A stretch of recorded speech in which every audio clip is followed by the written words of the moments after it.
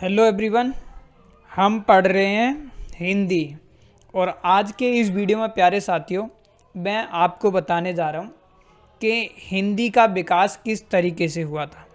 तो आज के इस वीडियो में हम जो बात करेंगे वो बात करेंगे हिंदी व अन्य भारतीय भाषाओं का विकास। ठीक है, तो भाषा का विकास किस तरीके से हुआ था इसके बारे में मैं आज आपको इस वीडियो में पढ़ाने वाला हूँ।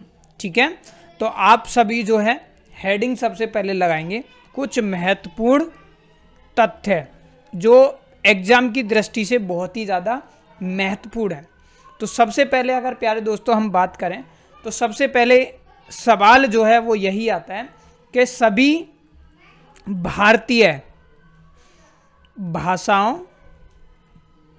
भारतीय भाषाओं की जननी यानी कि माँ है ना, कौन है? तो वो है आपकी संस्कृत। सभी भारतीय भाषाओं की जो जननी कही जाती है वो है संस्कृत।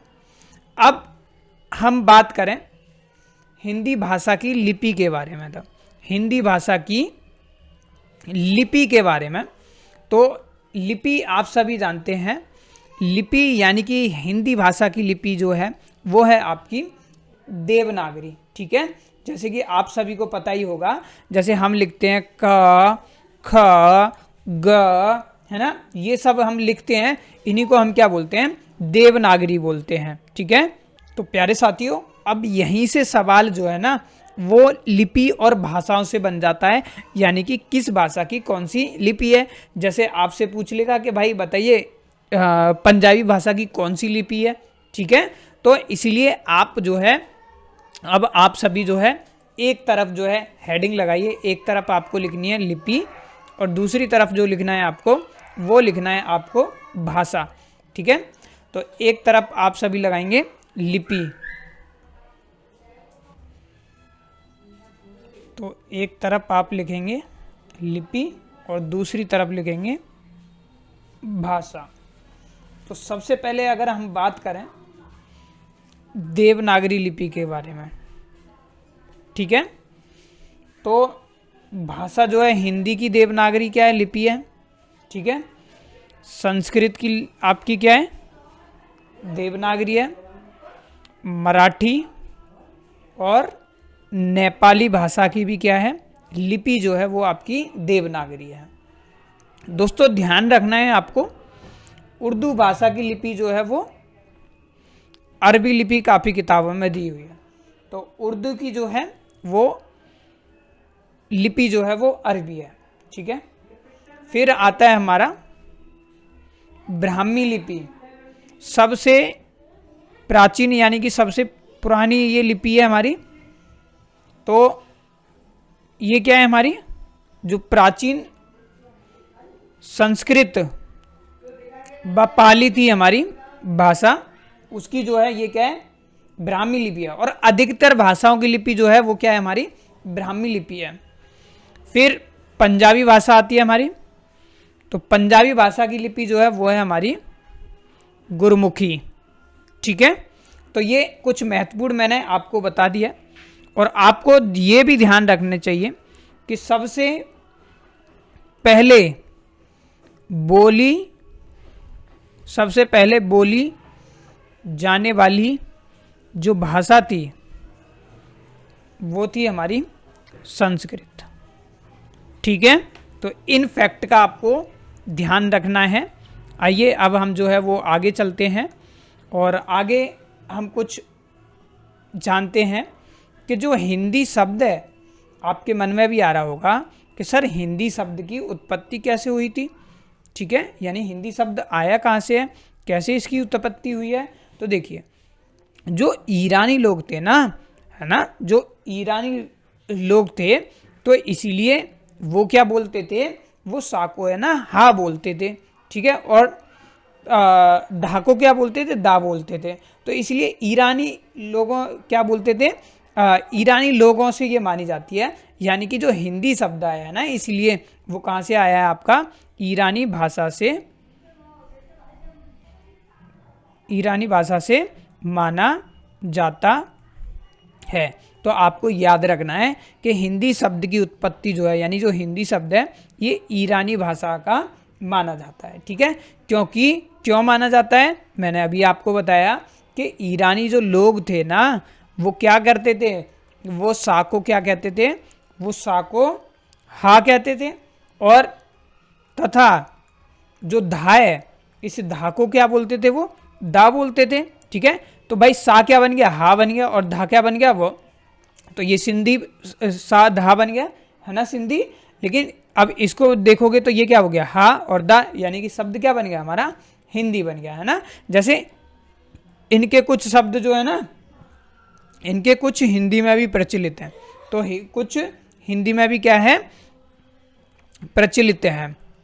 जैसे मैं आपको बताऊं, जैसे हम बोलते हैं ना, हम क्या बोलते हैं, हम बोलते हैं सप्ताह, लेकिन तुमने कभी कभी देखा होगा कुछ बोलते हैं इसको हफ्ता, है ना।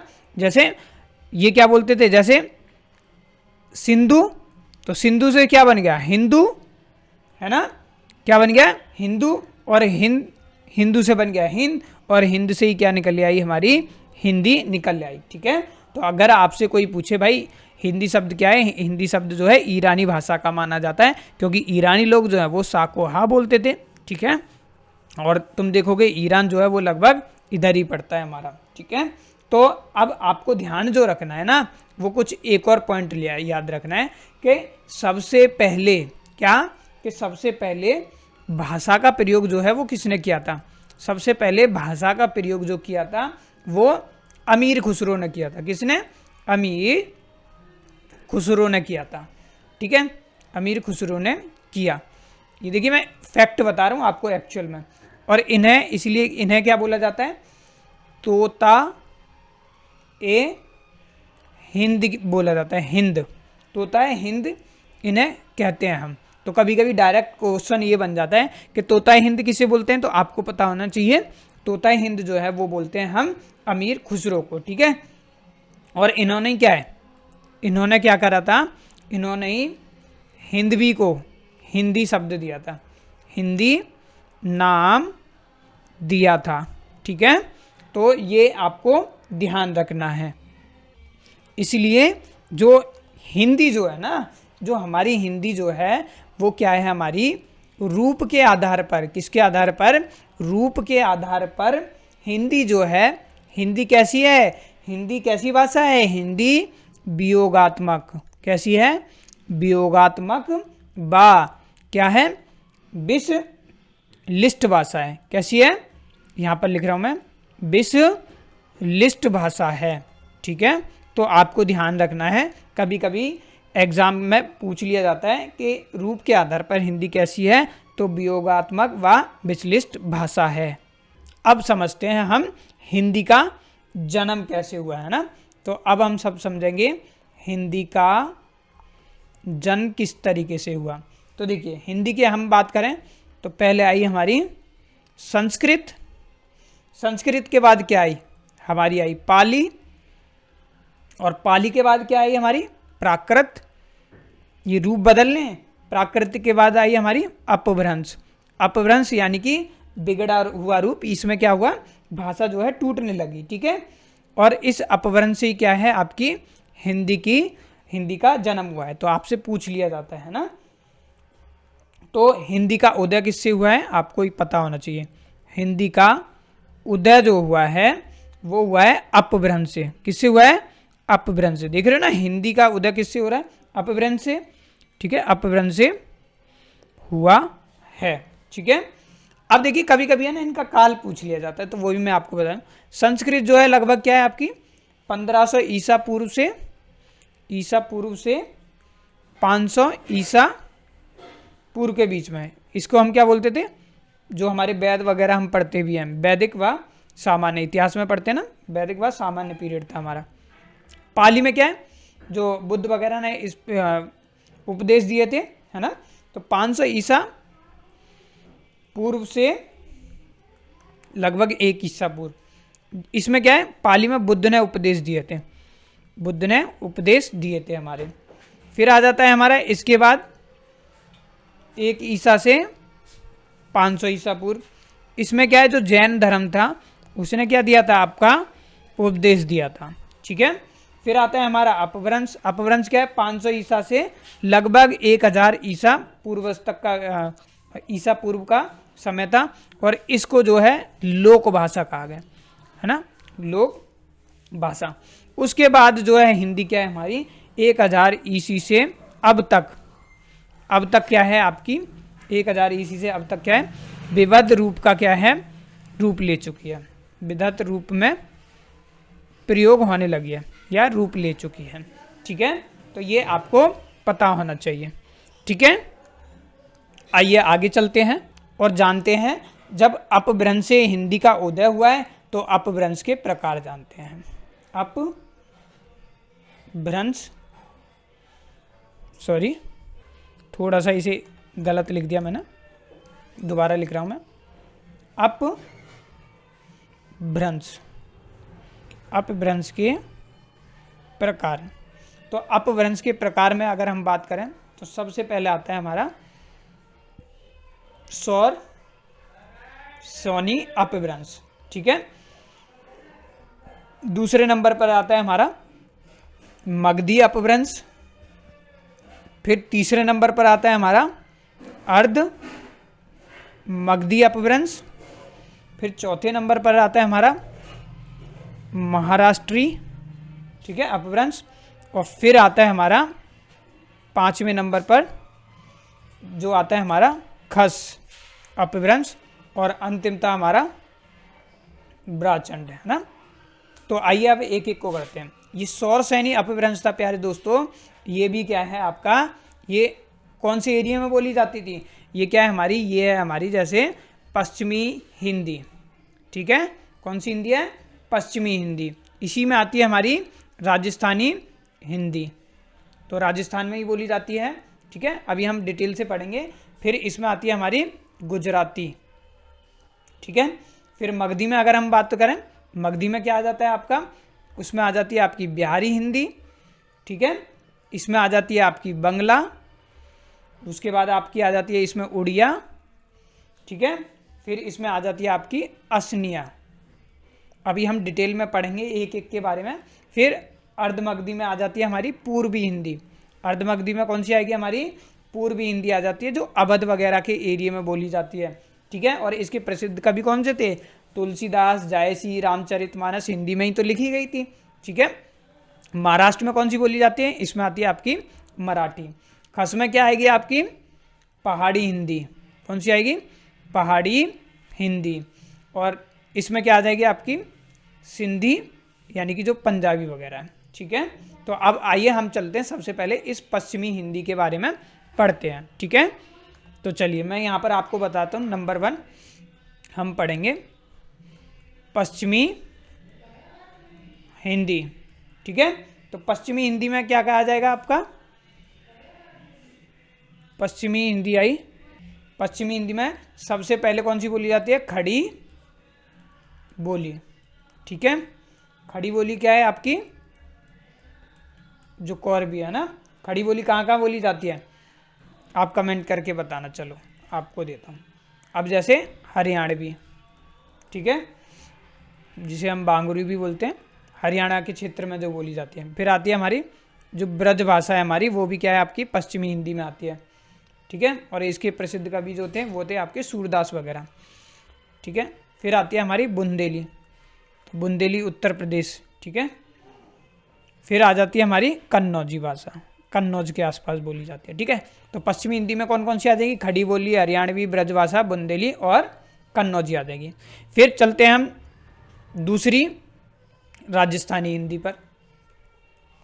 राजस्थानी हिंदी दूसरी, राजस्थानी हिंदी में क्या आएगी, आपने इसकी ट्रिक बहुत ज़्यादा सुनी होगी। इसकी ट्रिक होती है मेवा मार, है ना, मेवा मार।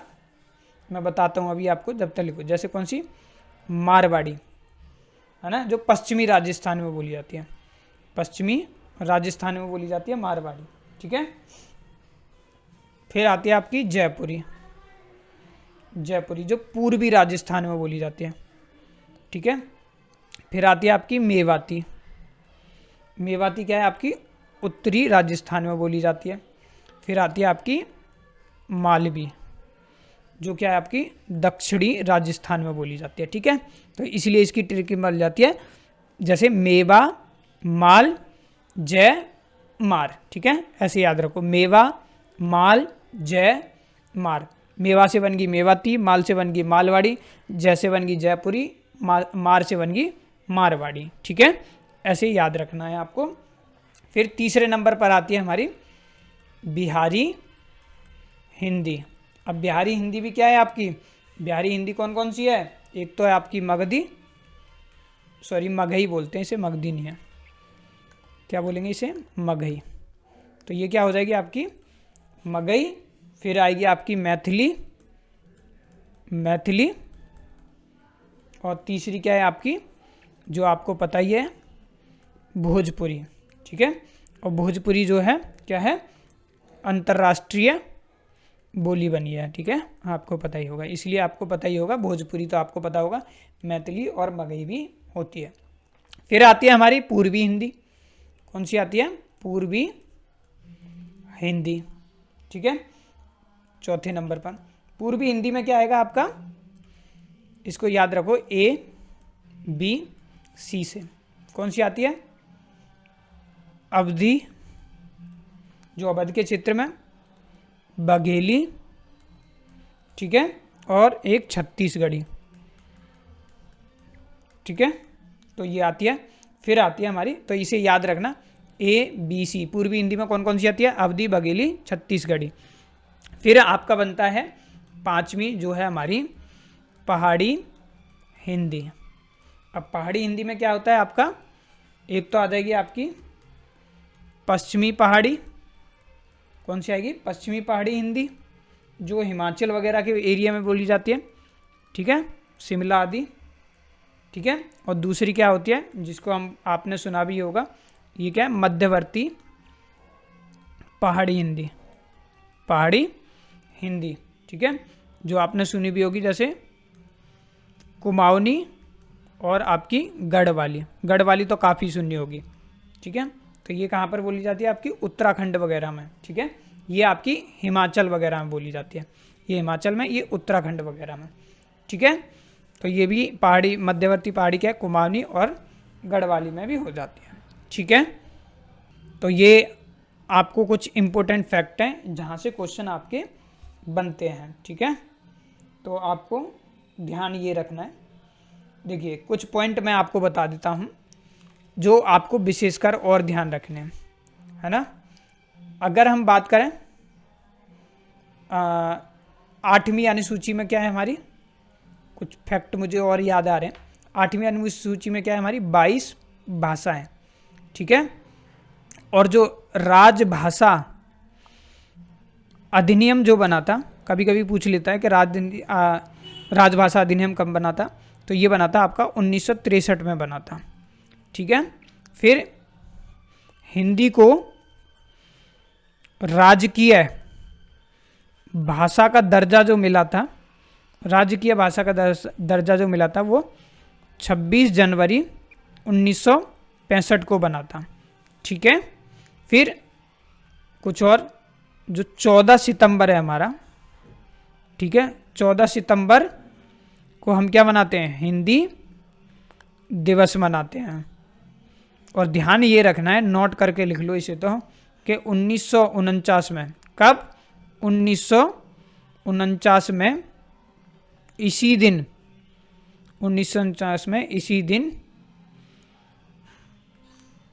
संविधान सभा ने हिंदी को संघ की राजभाषा स्वीकारा था। क्या स्वीकारा था, राजभाषा स्वीकारा था। मेरे शब्दों पर जो मैं बोल रहा हूँ वो ध्यान रखना है। ठीक है, अब कुछ और आ रहे हैं, एक दो, फिर हम ख़त्म करते हैं। ऑलरेडी वीडियो वैसे ही बड़ा हो गया। कुछ अन्य और महत्वपूर्ण बता देता हूँ मैं आपको तथ्य, अन्य महत्वपूर्ण कर लिखिए। 71वें संविधान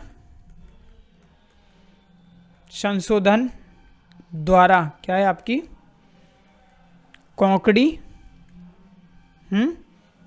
मणिपुरी, कोंकणी मणिपुरी, नेपाली भाषा भी क्या है आपकी जोड़ी गई। और 8वीं अनुसूची में, 8वीं अनुसूची 1992 में, ठीक है, लगभग। फिर है 91वें संविधान संशोधन